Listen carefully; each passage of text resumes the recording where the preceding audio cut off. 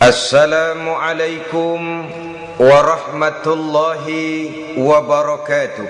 Waalaikumsalam warahmatullahi wabarakatuh. Bismillahirrahmanirrahim.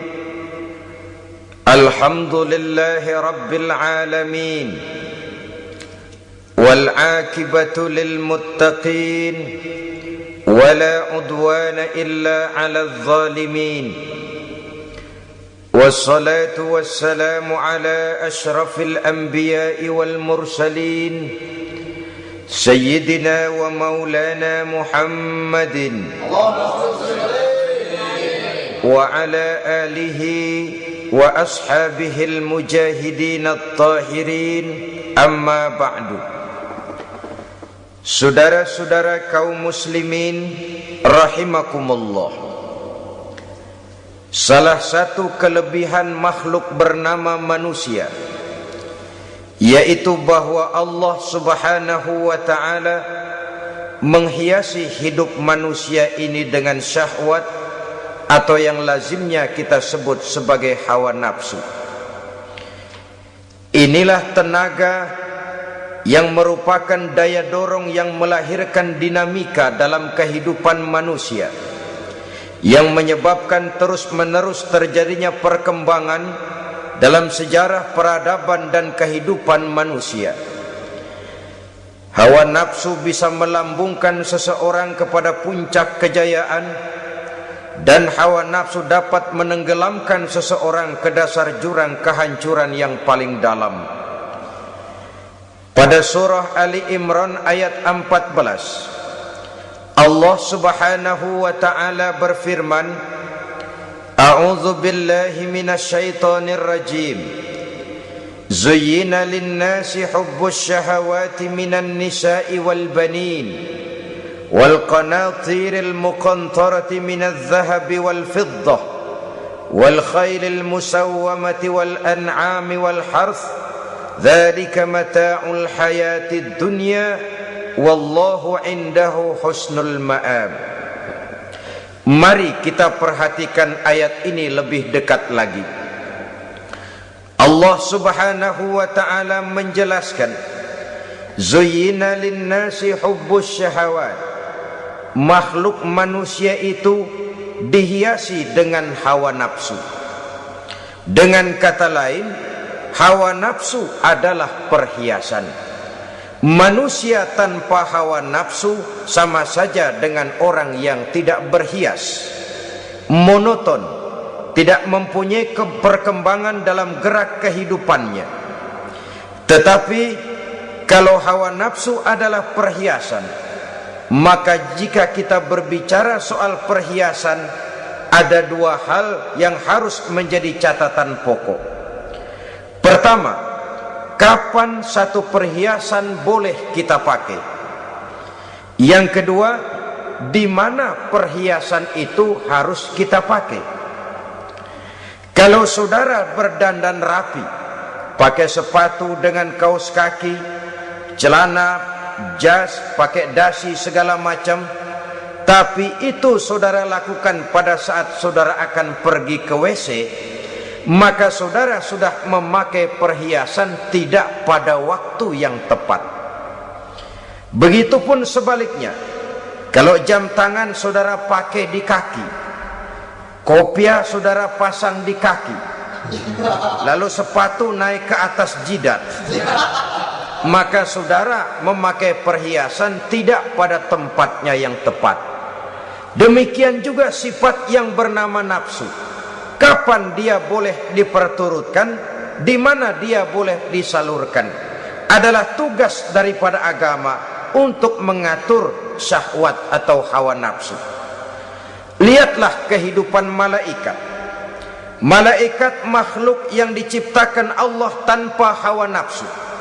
Maka kehidupan malaikat monoton. Malaikat tidak mempunyai peradaban dan kebudayaan. Malaikat adalah makhluk yang secara instinktif diciptakan untuk berbakti, tidak punya alternatif atau pilihan lain. Saudara lihat, ada malaikat yang sejak diciptakan diperintahkan untuk sujud, sujud saja sampai sekarang enggak bangun-bangun. Ada malaikat yang sejak diciptakan diperintahkan untuk tasbih, tasbih saja, yang lain tidak. Ada malaikat yang sejak diciptakan diperintahkan mencabut nyawa, nyawa saja urusannya, yang lain tidak. Pekerjaannya monoton, tetapi memang karena tidak ada hawa nafsu, tidak ada kecenderungan malaikat untuk nyeleweng. Belum pernah kita dengar misalnya ada malaikat Jibril korupsi ayat. Ini kelihatannya ayat bagus ini, nggak usah disampaikan kepada bawahan Muhammad, dipakai sendiri saja. Tidak. Kita belum pernah dengar malaikat maut keliru mencabut nyawa orang yang belum waktunya modar. Belum pernah. Malaikat itu ibadun mukramun, la ya'sunallaha fima amarahum wa yaf'aluna ma yu'marun. Maka kehidupan malaikat adalah monoton. Dinamika tidak ada, peradaban dan kebudayaan juga tidak ada. Andai kata bumi dan seluruh isinya diserahkan kepada malaikat untuk mengisinya, barangkali saudara tidak akan pernah kenal jembatan Semanggi, saudara tidak akan pernah kenal Monas, gedung-gedung bertingkat, gedung-gedung pencakar langit. Semua yang menggerakkan itu adalah karena manusia mempunyai hawa nafsu. Nah, kemudian pada kalimat berikutnya Allah memberikan rincian. Apa nafsu kepada apa yang paling menonjol dalam kehidupan manusia itu? Pertama, minan nisa, hawa nafsu kepada perempuan. Ini tentu yang ditujukan laki-laki. Dimanapun saja makhluk bernama laki-laki, kalau dia normal, tidak impoten, mesti suka kepada perempuan. Itu wajar, bin pantas alias normal. Tetapi tadi saya katakan di awal, nafsu kepada perempuan adalah perhiasan. Kapan makainya, di mana makainya, itulah tugas agama memberikan tuntunan dan aturan. Saudara-saudara kaum muslimin rahimakumullah, nafsu kepada wanita dapat mengantarkan seseorang kepada puncak kejayaan, tapi nafsu kepada wanita bisa menenggelamkan seseorang ke jurang kehancuran. Bergantung kepada latar belakang apa yang mendorong timbulnya syahwat tadi. Dengan kata lain, motivasi syahwat tadi digerakkan oleh iman dan ketakwaan, atau semata-mata karena memang syahwat yang merupakan kendaraan iblis. Penyelewengan pertama yang terjadi dalam sejarah kehidupan manusia adalah penyelewengan yang dilakukan oleh Nabi Adam alaihi salam pada saat ia memetik buah khuldi. Kenapa itu dilakukan oleh Nabi Adam? Karena terdorong oleh rasa sayang dan cinta kepada istrinya Hawa. Sebenarnya Hawa lah yang merajuk, Siti Hawa lah yang membujuk, dan Nabi Adam oleh karena syahwatnya kepada istrinya memperturutkan bujukan Siti Hawa itu. Peristiwa Nabi Adam ribuan tahun yang lalu akan terus relevan sampai ke zaman kita sekarang ini. Berapa banyak orang-orang yang karena terlalu ingin menyenangkan istrinya, lalu tidak segan-segan melakukan perbuatan-perbuatan yang menyimpang, baik itu merugikan orang lain, merugikan masyarakat, bahkan merugikan bangsa dan negaranya. Seorang pedagang tidak akan segan-segan menipu. Sebaliknya pun begitu. Tidak jarang wanita di dalam kelemahannya bisa menenggelamkan dunia. Seorang suami yang jujur, polos, lugu, sederhana bisa jadi koruptor ulung karena didorong-dorong oleh istrinya. Istrinya barangkali bisa saja dibakar-bakar oleh tetangganya. Suaminya jujur, sederhana, kepala bagian, tempatnya basah tapi melarat. Istri rupanya tidak sabar melihat gaya hidup yang makin konsumtif, persaingan yang makin tajam. Suaminya dikipas-kipasin. Kata istrinya, bang, tetangga sebelah kita lakinya pegawai kecil bang, tapi gelangnya kayak pelek beca. Abang ini kepala bagian tidak bisa membelikan saya macam itu, percuma lah. Kata suaminya, ya bagaimana bu, gaji saya cuma segitu-gitunya. Ya namanya kepala bagian, apaan, kayak sabet dulu. Kalau sudah berpikir ke arah ini, artinya sudah ngipasi suaminya untuk melakukan tindakan yang tidak wajar. Saudara-saudara kaum muslimin rahimakumullah, sejak zaman klasik sampai kepada zaman kita sekarang ini, kita melihat kecenderungan syahwat kepada wanita ini. Julius Caesar yang katanya gagah perkasa ternyata tunduk di bawah kaki Cleopatra. Napoleon Bonaparte, the Lion of Europe, singa daratan Eropa, luas kekuasaannya, gagah perkasa tentaranya, kepada siapa dia tunduk? Ke bawah kakinya Margaret Josephine. Demikianlah di zaman kita sekarang, kita melihat di Jepang betapa Perdana Menteri Uno didesak mengundurkan diri dari jabatan Perdana Menterinya oleh karena terlibat skandal dengan geisha.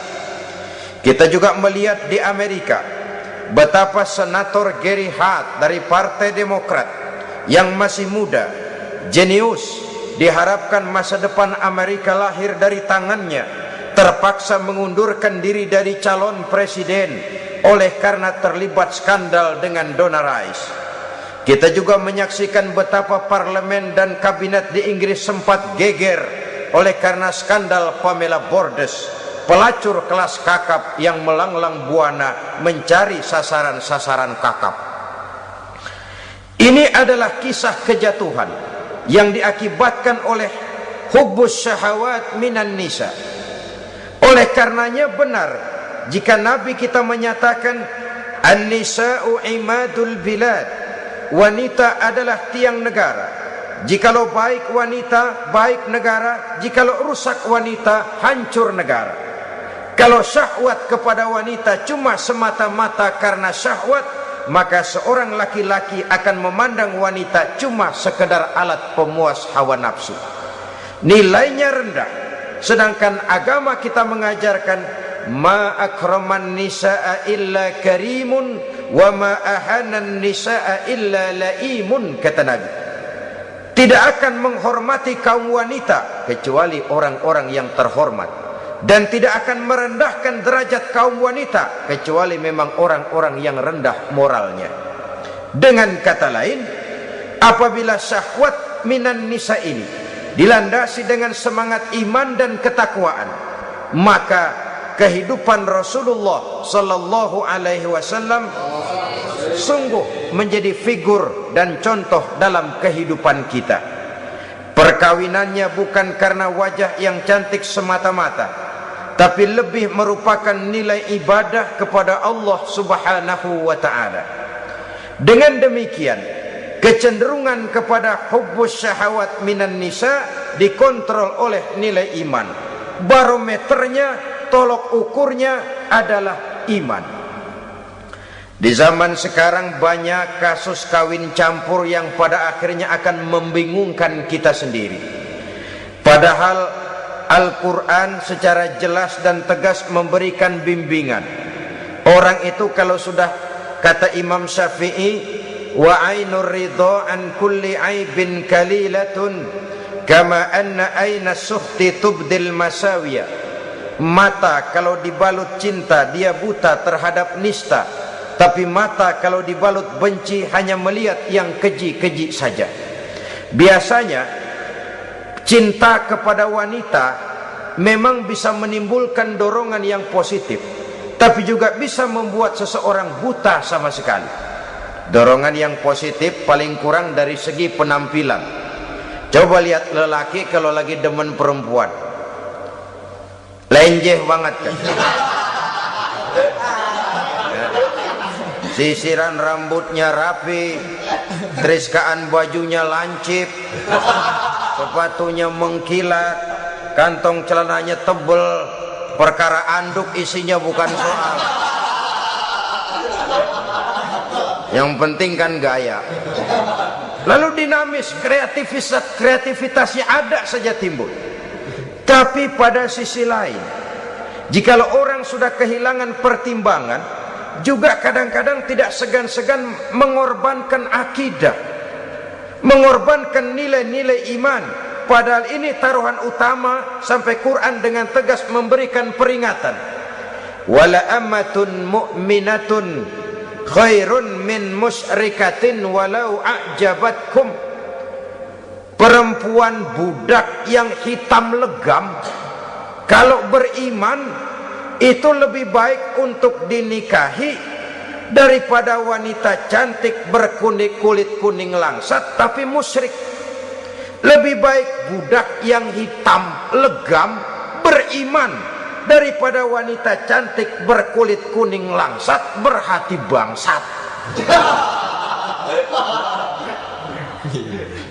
Tapi kita kadang kehilangan pertimbangan karena agama, karena cinta agama digadaikan, karena cinta akidah terjual, karena cinta keyakinan jadi korban. Ini semua penyakit yang datang dari hubbus syahawat minan nisa, kecenderungan mengumbar nafsu kepada perempuan. Ini memang perhiasan, tapi bisa juga jadi bumerang dalam kehidupan manusia. Berapa banyak penyelewengan terjadi karena pengaruh wanita yang tidak bisa jadi bisa. Ini pengaruh di dalam kehidupan memang sedemikian besarnya, sehingga saudara-saudara kaum muslimin, inilah yang perlu dikendalikan dalam kehidupan, kapan dan di mana. Kalau nafsu adalah perhiasan, kapan dan di mana perhiasan itu harus kita pakai, di mana dia harus kita tempatkan.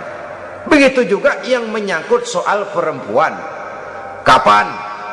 Ya kapan tentu kalau sudah nikah. Di mana? Yang jelas bukan di depan umum.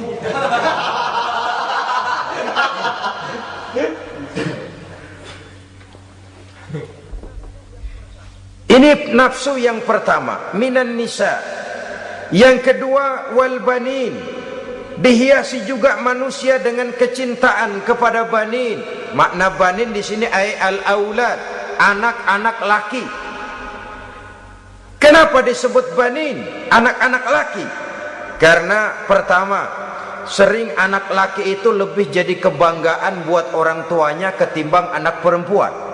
Sebabnya apa? Pertama, faktor nasab, silsilah lebih kuat kepada laki-laki ketimbang perempuan.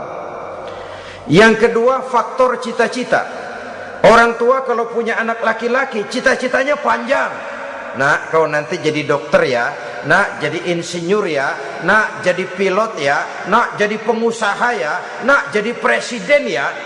Tapi kalau dia punya anak perempuan, paling ya nak, mudah-mudahan nanti kamu dapat jodoh orang baik nak, dapat jodoh orang soleh.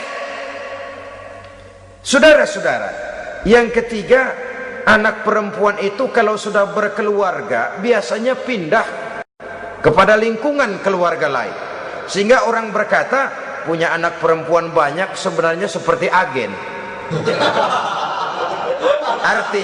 Artinya ada yang mau bawa, kan begitu. Ada yang minta ambil, ada yang berminat buntel. Paling dia nengokin orang tuanya ya lebaran. Ya syukur kalau sebulan sekali atau seminggu sekali, tapi minimnya kan lebaran. Dengan demikian dari garis nasab ini lebih kuat al-banin ketimbang al-banat. Manusia dihiasi dengan kecintaan kepada anak-anak. Sering karena terlalu cinta kepada anak, kita menjerumuskan anak. Terlalu sayang kepada anak, segala maunya kita perturutkan tanpa kendali dan kendala. Akhirnya sifat yang demikian itu malah mendorong anak untuk manja, tidak percaya kepada kemampuan yang dimilikinya, selalu mengandalkan kepada kebesaran, kemampuan daripada orang-orang yang dibanggakannya itu. Dan dalam kondisi demikian, kedewasaan dan tanggung jawabnya akan lambat berkembang. Maka Allah Subhanahu wa ta'ala memperingatkan bahwa harta dan anak bisa menjadi fitnah. Dalam ayat lain Allah juga memperingatkan, ya ayyuhalladzina amanu la tulhikum amwalukum wa auladukum an zikrillah.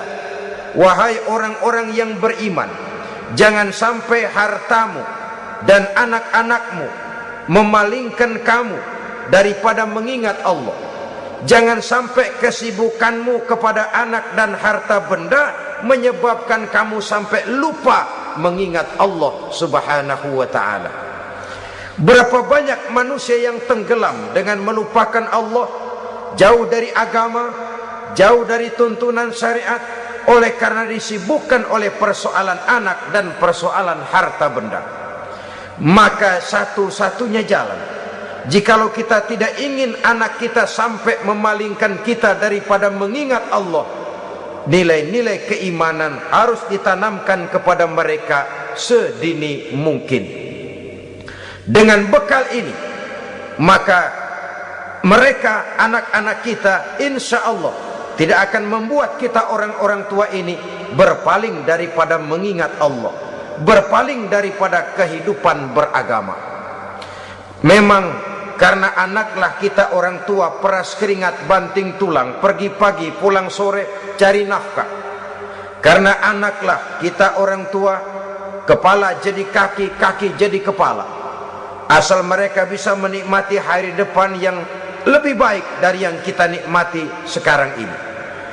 Tapi berapa banyak juga orang-orang tua yang tidak sadar akan amanah berupa anak ini. Mereka lalai, mereka bersikap masa bodoh, padahal tidak akan ada yang tidak dipertanggungjawabkan di hadapan Allah Subhanahu wa ta'ala. Orang tua bisa mendapat pensiunan pahala kalau anaknya tumbuh menjadi anak yang soleh. Tetapi orang tua pun bisa saja masuk neraka karena anaknya menjadi anak yang kurang ajar dan orang tuanya sama sekali tidak pernah memberikan pendidikan yang sebagaimana mestinya. Saudara-saudara kaum muslimin rahimakumullah, kita tentu berharap memperoleh pensiunan pahala dan bukan mendapat tambahan dosa dari kekurang ajaran anak-anak kita akibat kita sebagai orang tuanya tidak pernah mau mendidik mereka. Dalam hadis ada diriwayatkan, ada anak kurang ajar, sembahyang tidak, puasa ibadah tidak, kenal Allah tidak, beriman pun tidak, dosa kelewat banyak, kejahatan berkarat. Di akhirat nanti disidang dia, ditanya, kamu kenal siapa Tuhanmu? Tidak. Kamu tahu siapa nabimu? Tidak. Kitab sucimu apa? Tidak tahu. Kiblatmu di mana? Tidak ada. Kamu sholat? Tidak pernah. Kamu puasa? Tidak pernah. Wah, kalau begitu kamu rusak sekali, kamu neraka. Anak ini mengajukan protes, saya menuntut keadilan. Benar saya tidak kenal siapa Tuhan saya, saya tidak tahu apa kitab suci saya tidak pernah mendirikan sholat, tidak pernah melaksanakan puasa, pendeknya tidak ibadah dan tidak iman. Tapi semua itu terjadi, sebab-sebabnya tidak lain karena orang tua saya tidak pernah mendidik dan mengajarkan saya. Orang tua saya tidak pernah mengarahkan saya ke jalan itu. sampailah saya seperti keadaan yang sekarang ini. Orang tua saya enak-enakan ngaji, saya teler diantepin aja. Orang tua saya memegang kitab, saya megang botol. Dia tahu, dia diam saja. Dia tahu dan dia tidak memberikan peringatan. Karena orang tua saya lah, maka saya jadi seperti sekarang ini.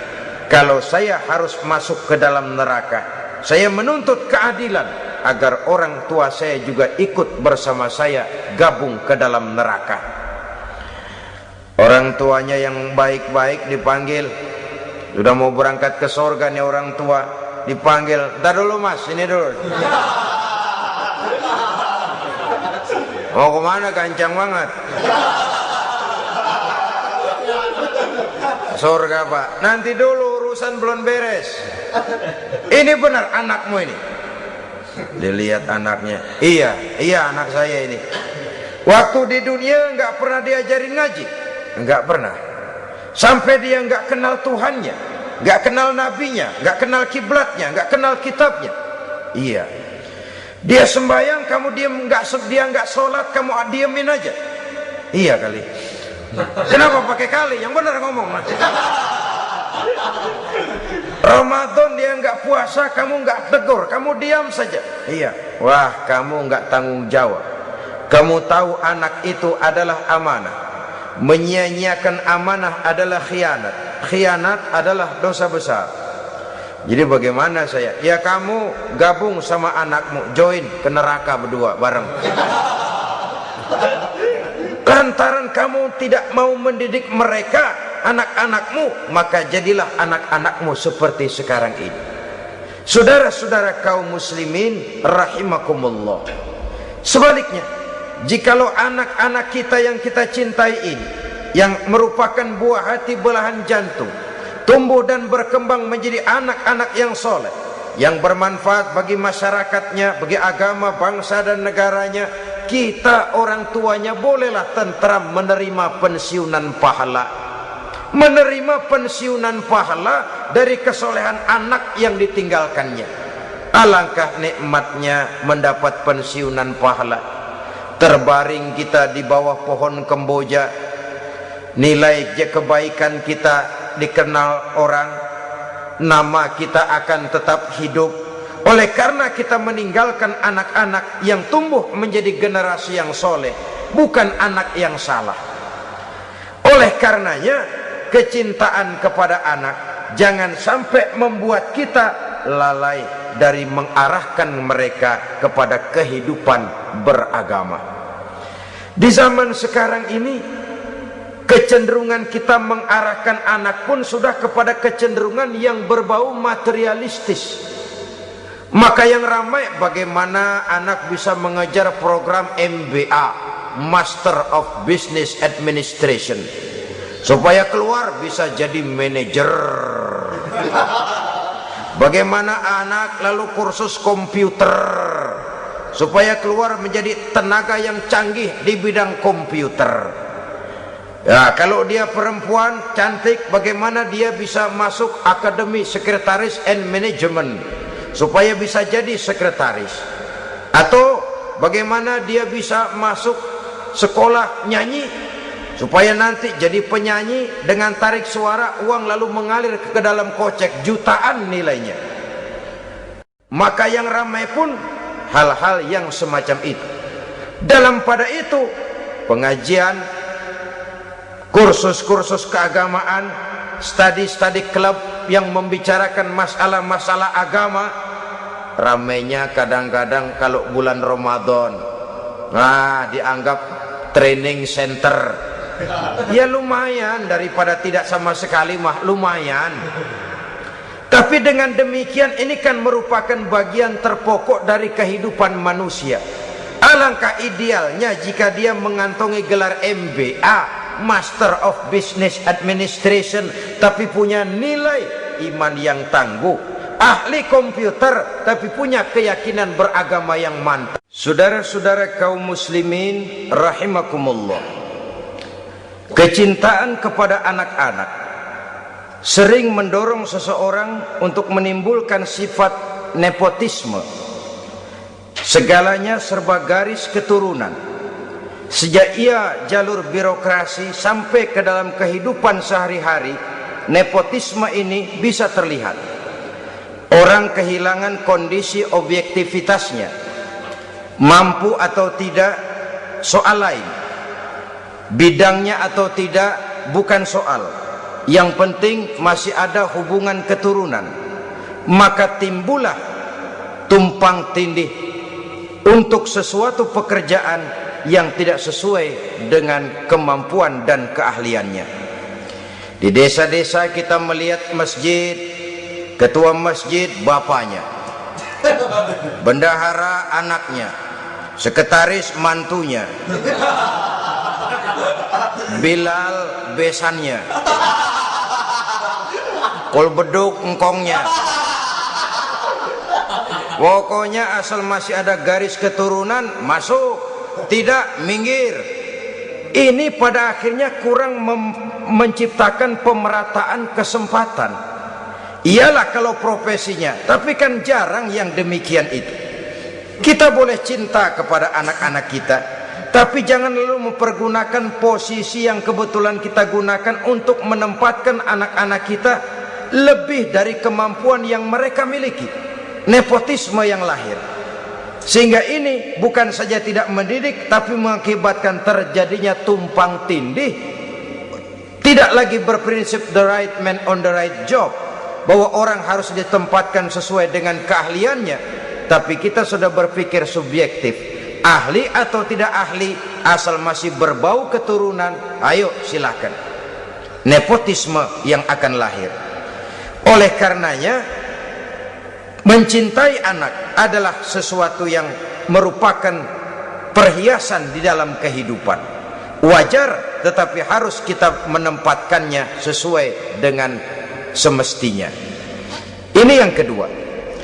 Yang ketiga, nafsu yang menghiasi hidup manusia itu adalah nafsu kepada wal qanatiril muqantarati minadz zahabi wal fiddah. Al-qantarah ay al-malul kathir. Kecintaan, kesenangan, nafsu kepada harta benda yang banyak daripada emas dan perak. Ini tentu sesuai dengan situasi dan kondisi. Kecintaan untuk mengumpulkan harta benda yang sebanyak-banyaknya, baik itu berupa emas, baik itu berupa perak. Ini cuma penyebutan beberapa jenis dari kecenderungan manusia kepada harta benda. Bukankah sering dikatakan orang bahwa manusia di dalam berhadapan dengan harta itu seperti meminum air laut. Makin diminum, makin kering tenggorokan, makin haus kita dibuatnya. Apabila watak ini kita perturutkan, maka manusia tidak akan pernah kenal puas, tidak akan pernah kenal cukup. Nabi kita memberikan peringatan, "Lau anna libni Adam wadiyani min zahabin labtagha lahuma thalisan wa la yamla'u jawfa ibni Adam illa turab." Andai kata manusia mempunyai dua buah ladang yang seluruhnya berisi emas, akan puaskah manusia? Tidak, mereka akan cari ladang emas yang ketiga. Wala yamla'u jawfa ibni Adam illa turab. Sungguh mulut manusia ini tidak akan pernah penuh terisi kecuali kalau sudah disumpal dengan tanah. Artinya kalau sudah dia dipendam di liang lahat baru cukup. Tetapi sepanjang dia masih bergerak, masih hidup dan bernyawa, masih bisa berusaha dan berbuat, dia tidak akan pernah mengenal puas. Ini akan mendorong manusia terjebak kepada menghalalkan segala cara untuk mencapai tujuan. Yang penting kaya, kan begitu. Dan cepat. Sebab sekarang orang sering motong kompas. Yang penting kan cepat kaya. Soal cara, kalau jujur aja mah, sampai kapan mau kaya? Perkara itu renten, bukan soal. perkara itu judi tidak jadi masalah, perkara itu korupsi menyangkut hak orang banyak bukan soal, yang penting cepat kaya. Dan anehnya lagi, tidak malu menumpuk kekayaan dengan cara yang tidak wajar. Ya kan, orang hidup bermasyarakat tuh bisa dianalisa tuh. Emang usahanya apa sih? Gajinya sebulan berapa sih? Kok bisa gitu-gitu bener sih? Dari mana sih? Secara langsung orang tidak berani bertanya, tapi dari mulut ke mulut akhirnya tersebar jadi rahasia umum. Si Ano kan punya ano, dia anonya seano. Ini bisa jadi bahan pertanyaan dalam kehidupan, akhirnya jadi gunjingan. Orang sudah tidak terlalu peduli dari mana kekayaan itu diperoleh, yang penting kaya. Dengan menghalalkan segala macam cara, terjebaklah ke dalam cara-cara mafia, terjebaklah ke dalam cara-cara yang tidak wajar, tidak bijaksana, memperkuat klik, clean, dengan menghantam yang lain. Saudara-saudara kaum muslimin rahimakumullah, bahwa manusia punya nafsu ingin kaya itu boleh. Agama memberikan tuntunan, memberikan aturan. Tidak hanya sekedar asal kaya, tidak hanya sekedar asal banyak harta. Malahan hadis menyatakan, kalau saudara diberikan umur panjang, pertanyaan akhirat cuma satu kok. Umurmu kau habiskan di mana? Kalau saudara diberikan amanah berupa ilmu pengetahuan, pertanyaan akhirat juga cuma satu kok. Ilmumu kau amalkan untuk apa? Tapi kalau kita diberikan amanah berupa harta benda, pertanyaan akhirat itu dua. Min aina iktasabahu wa fima anfaqahu. Dari mana hartamu kau dapat, kemana hartamu kau belanjakan. Dari mananya ditanya, kemananya juga ditanya, depan belakang ditanya. Dan kalau mempergunakan harta untuk kesenangan syahwat, orang berani bukan main. Tapi kalau untuk kepentingan agama, yang hakikatnya untuk kepentingan dirinya sendiri, berat seperti nyabut bambu dari ujung. Orang kalau menyumbang masjid 100.000, itu kan zohirnya memberikan panitia masjid, tapi hakikatnya kan dia nabung buat dirinya sendiri. Seolah-olah dia cuma berkata, Pak, tolong saya titip 100.000, ini untuk kepentingan saya di akhirat nanti. Silakan uangnya mau dibelikan semen, pasir, kaca, pintu, jendela, silakan. Saya cuma titip, ini untuk saya di akhirat nanti. 100.000 Pak.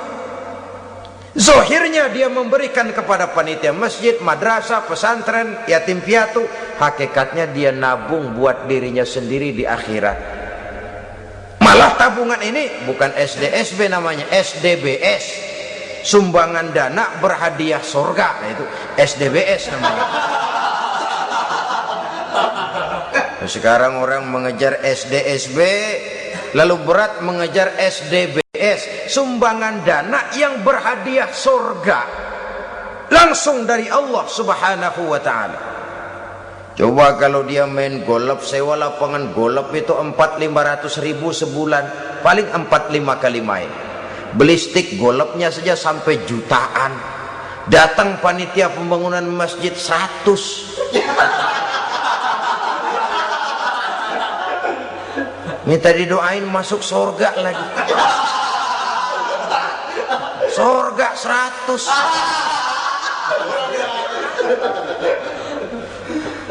Saudara-saudara kaum muslimin rahimakumullah, kecintaan kepada harta benda yang banyak, baik berupa emas, berupa perak, mendorong orang untuk berlomba-lomba yang Allah peringatkan dalam Al-Quran, alhaakumut takatsur hatta zurtumul maqabir. Kamu telah lalai akibat kamu berlomba-lomba memperbanyak materi dunia. Hatta zurtumul maqabir, sampai kamu dekat masuk ke liang kubur, baru rupanya sadar bahwa perlombaan ini tidak akan pernah sampai ke garis finish. Betapapun jauhnya rally Paris-Dakar, garis finishnya ada. Betapapun hebatnya medan yang ditempuh, buasnya gurun pasir Afrika, garis finishnya pasti ada. Itu kan rally yang terbuas di dunia katanya, Paris Dakar, tapi garis finishnya ada. Namun jikalau kita berlomba memperbanyak harta, kita tidak akan pernah sampai ke garis finish. Yang kecil-kecilan aja dah. Kalau orang ditanya, kamu kenapa sih belum mau sembahyang? Ya bagaimana mau sembahyang Pak, tinggal di Jakarta masih kontrak. Saban habis tahun diubur-ubur yang punya rumah. Kalau punya rumah sendiri walaupun kecil-kecilan, saya mau ibadah Pak. Ya, diberikan rezeki oleh Allah, bisa bikin rumah walaupun kecil-kecilan, belum juga mau sembahyang. Kok belum juga sembahyang? Iya Pak, rumah emang udah punya sendiri, cuman kecil Pak, atasnya atap, kalau hujan aja bocor.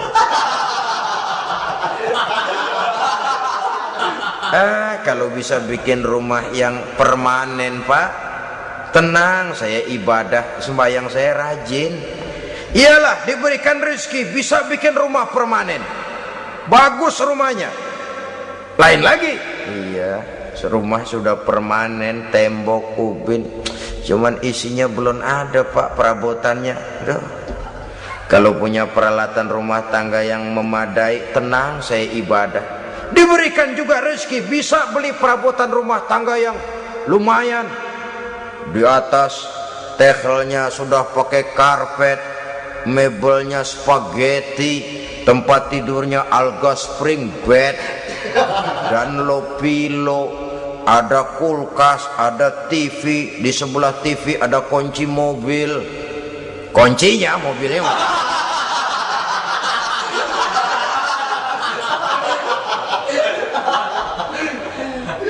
Bagaimana? Sekarang sudah cukup perabotan. Perabotan sudah ada Pak, cuman kendaraan belum punya ini.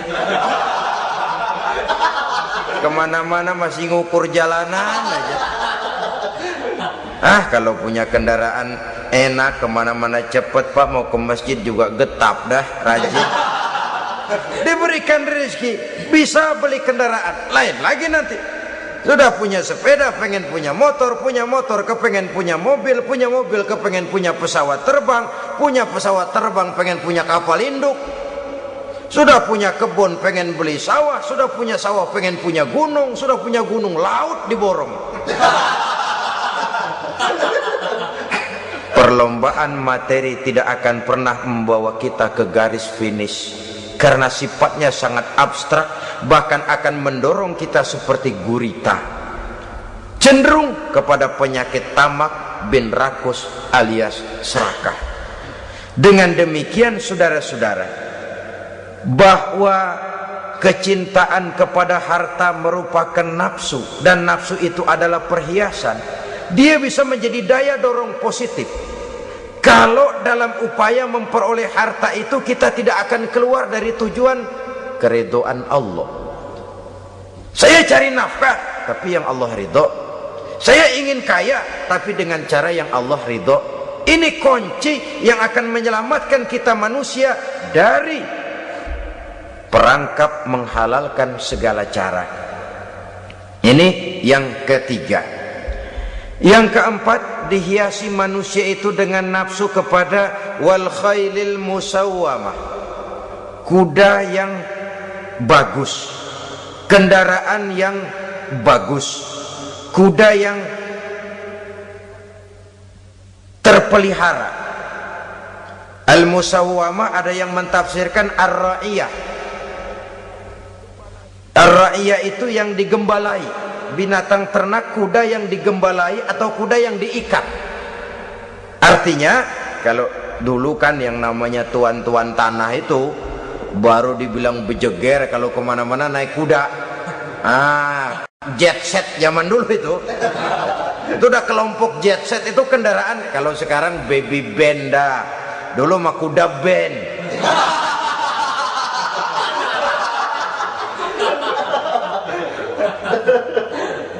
Manusia punya kecenderungan suka kepada kendaraan, apalagi di zaman sekarang ini Wah, iklan-iklan itu kan sangat menggoda kita, melayani segala macam bentuk penjualan. Nah, ini lalu terangsang biar duit cekak. Kalau udah ngebaca itu, wah berani banget dah.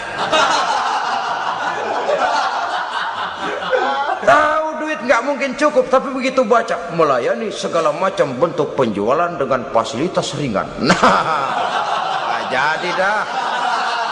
Jadi juga punya mobil, jadi dah.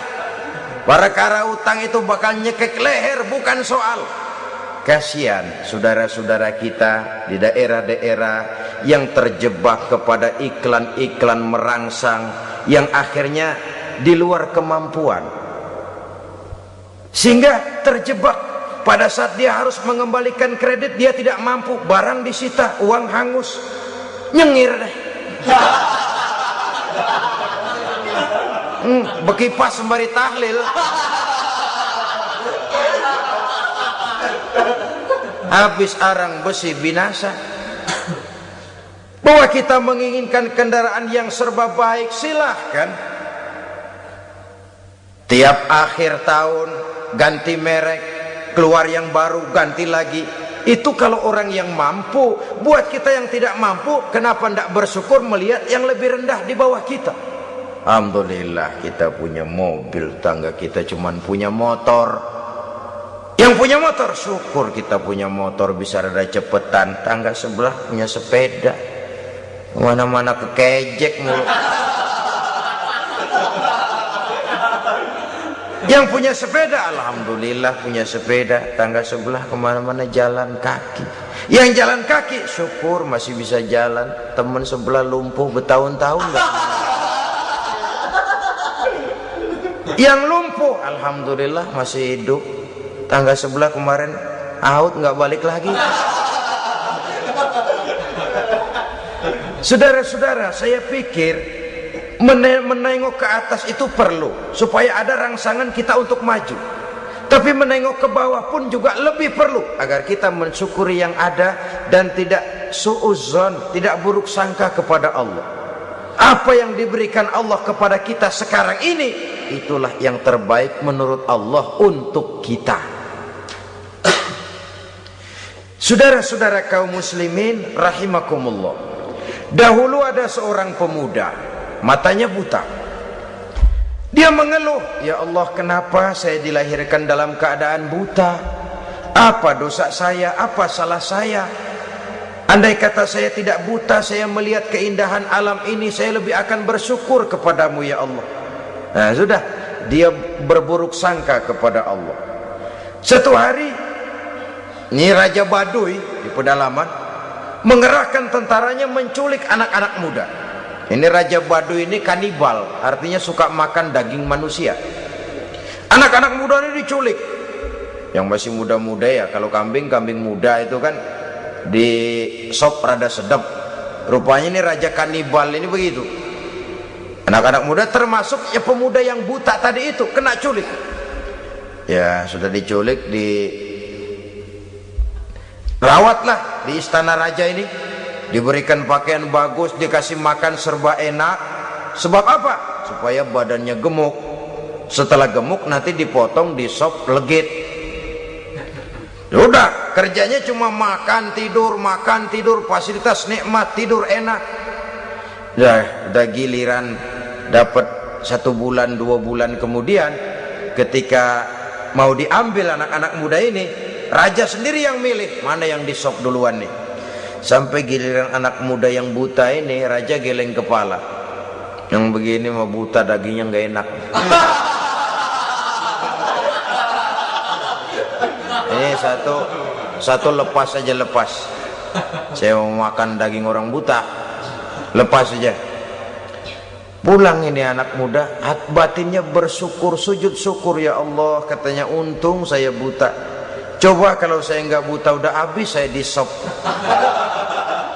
2 bulan yang lalu dia mengeluh, ya Allah, kenapa saya dilahirkan dalam keadaan buta? Sekarang dalam pulang ke rumah, perjalanan menuju ke rumah, dia berkata, alhamdulillah, andai kata saya tidak buta, habis badan saya disop oleh raja yang kanibal tadi itu. Saudara-saudara kaum muslimin rahimakumullah, Jadi dengan demikian pola hidup yang konsumtif sesungguhnya sangat tidak mendidik apabila dilatar belakangi oleh kemampuan yang tidak menunjang. Dengan demikian setidaknya mendidik orang untuk berkhayal. Anak-anak muda sama merek mobil ngerti banget dah, punya kagak? Ini BMW model terakhir nih. Nih kemarin gue ngeliat di sana, gue megang rame.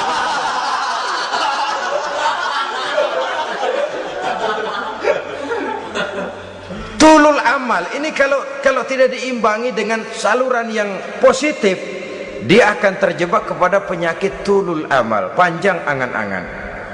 Baiklah ya, wal khailil musawwamah. Yang keempat, yang kelima maksud saya, wal an'am, cinta kepada binatang ternak. Manusia ini kan punya kecenderungan macam-macam. Setelah rumahnya bagus, hartanya banyak, kendaraannya cukup, ingin beternak. Jadilah peternak. Ini kecenderungan manusia, wajar saja sepanjang didapat dan dilakukan dengan cara-cara yang wajar.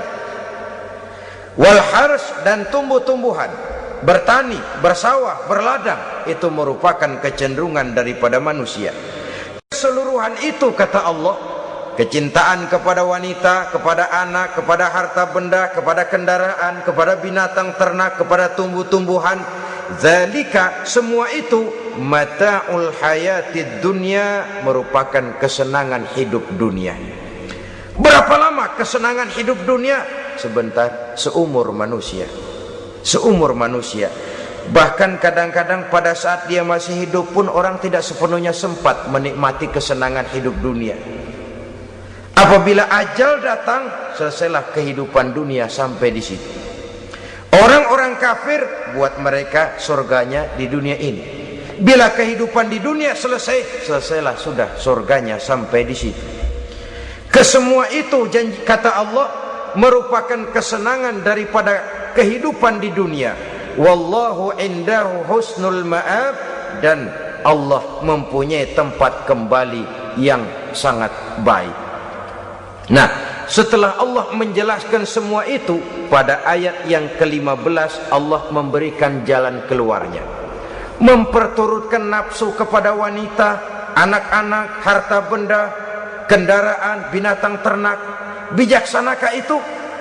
Dalam ayat ke-15 surah Ali Imran ini Allah memberikan penjelasan tuntas. Qul a'unabbi'ukum bi khairim min zalikum. Katakan kepada mereka Muhammad, maukah kamu aku beri kabar yang lebih baik dari semua itu?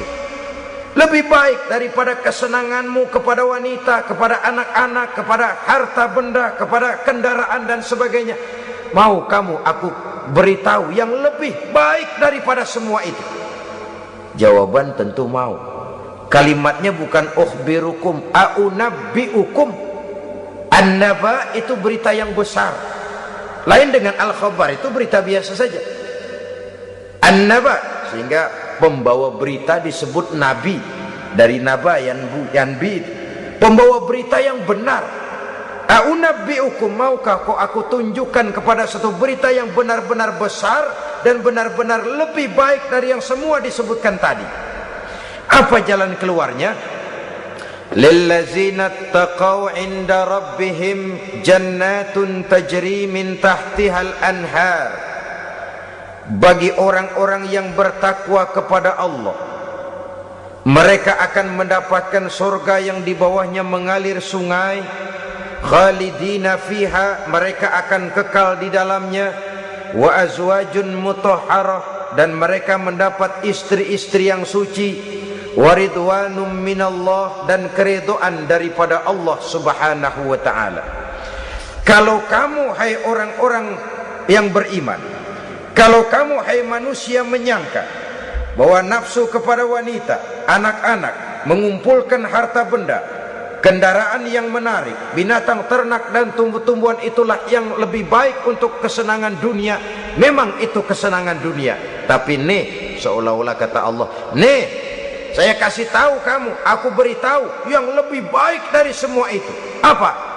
takwa kepada Allah. Kecintaan kepada wanita. Kalau takwa dasarnya, orang nggak amburadul, nggak semrawut, nggak pokoknya gue masal perempuan dan membuat terus. Tapi punya kaidah, punya norma. Demikian juga kepada anak-anaknya, demikian juga kepada harta benda. Pokoknya asal harta, mau halal mau haram, tekuk terus sudah. Semuanya dilandasi oleh taqaw, lillazina taqaw, oleh ketakwaan kepada Allah. Nah, ketakwaan ini akan menghasilkan apa? Inda rabbihim jannatun tajri min tahtihal anhar, melahirkan, menghasilkan surga yang di bawahnya mengalir sungai-sungai. Saudara-saudara kaum muslimin rahimakumullah, jika kita menyangka bahwa wanita bisa memberikan kesenangan, iya, kesenangan dunia. Jika kita menyangka bahwa harta benda bisa memberikan kesenangan, iya, kesenangan dunia. Jika kita menyangka bahwa kendaraan bisa memberikan kesenangan, iya, kesenangan dunia. Tapi kita tidak cuma ingin itu, kita ingin itu semua juga bisa membawa kesenangan akhirat. Caranya landasi dengan takwa. Kesenangan kepada wanita didasari dengan takwa. Maka jangan jadikan wanita cuma sekedar alat pemuas hawa nafsu.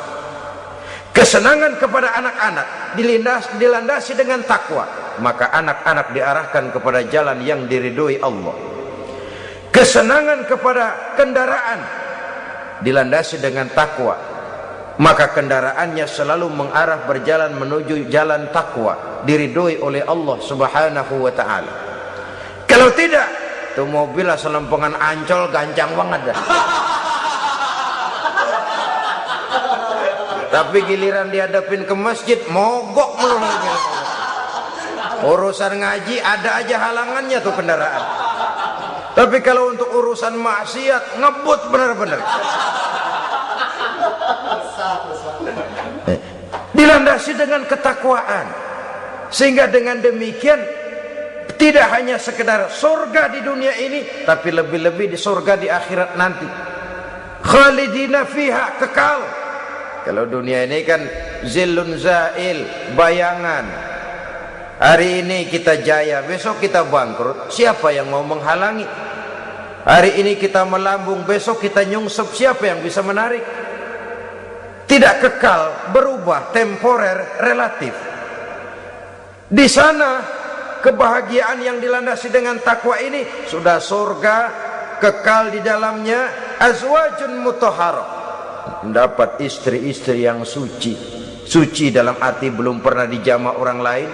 Suci dalam arti tidak pernah terkena halangan, seperti men misalnya, baik menstruasi atau mencret, itu tidak. Azwajun mutahharah, konon makna mutahharah ini ya artinya juga bisa selalu gadis, bidadari itu, selalu perawan, tidak pernah janda, walaupun tiap hari dipakai, perawan terus. Dan yang lebih penting, waridwanum minallah, mendapat ridho dari Allah Subhanahu wa taala. Jadi hawa nafsu dengan motivasi takwa, itulah sesungguhnya yang dikehendaki oleh Ali Imran ayat 14 dan 15 ini. Dengan demikian manusia dengan ketakwaannya mengendalikan hawa nafsu, dan bukan malah dikendalikan oleh hawa nafsunya. Sehingga dengan demikian seluruh fasilitas yang dimilikinya, baik itu berupa istri, anak, kendaraan, binatang ternak, harta benda, tanam-tanaman, seluruhnya semakin meningkatkan ketakwaannya kepada Allah Subhanahu wa taala. Mudah-mudahan kita bisa mencapai tingkat ini, di mana kita hidup mampu dan sanggup mengendalikan nafsu, bukan malah dikendalikan oleh hawa nafsu. Terima kasih dan mohon maaf. Wassalamualaikum warahmatullahi wabarakatuh.